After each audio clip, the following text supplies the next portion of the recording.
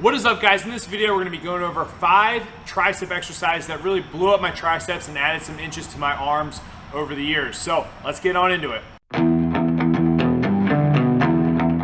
What is up, my friends? Coach Joe here at the Lions Den, located in Colmar, PA, strength and conditioning facility with a spice of strongman training in there. If you guys are coming to this video, hopefully you watched my previous video on bicep training and the exercises that have really helped increase the size of my arms. I'll put the link right up here. So in this video, we're just gonna dive into my top 5 exercises for the triceps. So it's called the triceps because there are 3 heads to the triceps. We have our lateral, our medial, and our long head of the tricep. And the way that we can hit the different heads of the tricep is through different range of motion with the shoulder, as well as different exercises I'm gonna cover right now. The first exercise on my list when it comes to tricep growth has to be the skull crusher. And typically when I do this exercise, I like to use the easy curl bar just because it takes a little bit of pressure off of my wrist personally. And when doing this exercise, when I'm bringing the bar down, I like to go past my head and almost a little bit behind my head, which just allows for more range of motion in the movement coming from the shoulders. And more range of movement, we're gonna hit the long head of the tricep just a little bit more. And as I bring it back up, I don't lock it out all the way, and I almost have my elbows bent slightly. This is mainly just to keep time under tension with the muscle, and like I said, just trying to activate that long head as much as possible. So one of the common mistakes I see when it comes to the skull crusher, and I myself was guilty of this for a long time, is just bringing the barbell to your forehead and pressing it straight back up, locking it out every single time. Now the reason that we want to try to stay away from this is just to have more time under tension without that lockout, and also just getting more range of motion for the long head of the tricep.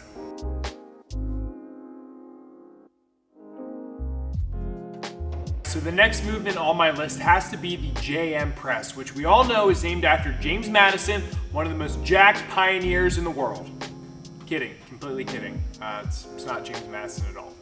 So the JM press is basically a skull crusher and a bench press put together. And typically when we do this movement, we want to take our thumb out of the equation and go with a thumbless grip on the barbell.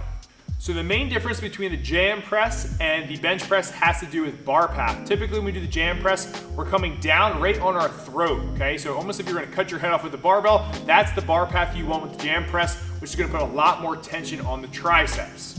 I suggest having a spotter or some spotting arms just in case no one's around.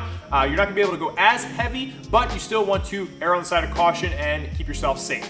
If you're looking to get even more tricep engagement, you can add pins to this movement, which is going to just help really section off the bar path to keep it way more in your triceps and take away the chest and shoulders from the movement as well. Now, typically for me, we're talking straight up hypertrophy, okay? So I like to do this movement for anywhere from 10 to 15 reps, 3 to 4 sets. People do go a lot lower with their reps and use it in a strength block, which is totally fine, but for the sake of this video, if you're looking to get more volume in, I would say stay between that 10 to 15 rep range for this exercise.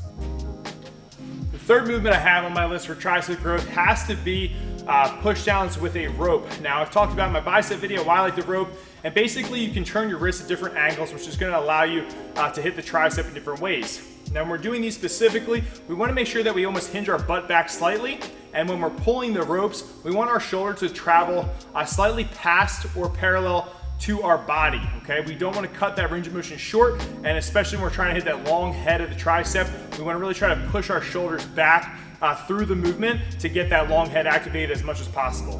When it comes to this exercise, I like a little bit more volume, so I'm gonna do 3 to 4 sets from anywhere from 15 to 20 reps. I feel like that's the sweet spot for me, but play around with it and see what works best for you. One of my favorite movements when it comes to tricep growth, even upper body growth, has to be doing dips. These are foundational movement that are just in my programming ever since I was a teenager, and I'm sure you guys at some point in your training have done dips. So I like to keep dips in my regimen, throughout the year. You can add weight to these, okay, by using a belt, whatever. But typically the rule of thumb here is that in order to activate more triceps, we want to kind of press our chest through on the movement, and that we want to kind of get about parallel or slightly below parallel so that we're feeling it more in the triceps instead of pushing more of a lean forward and feeling that more in our pecs. So for me, I don't like to go too deep in these because then I actually feel it in my shoulders, but everybody's different. So I'd say rule of thumb, parallel, slightly below parallel, 3 to 4 sets, anywhere from 8 to 15 reps, I feel like is gonna be the bread and butter for this movement.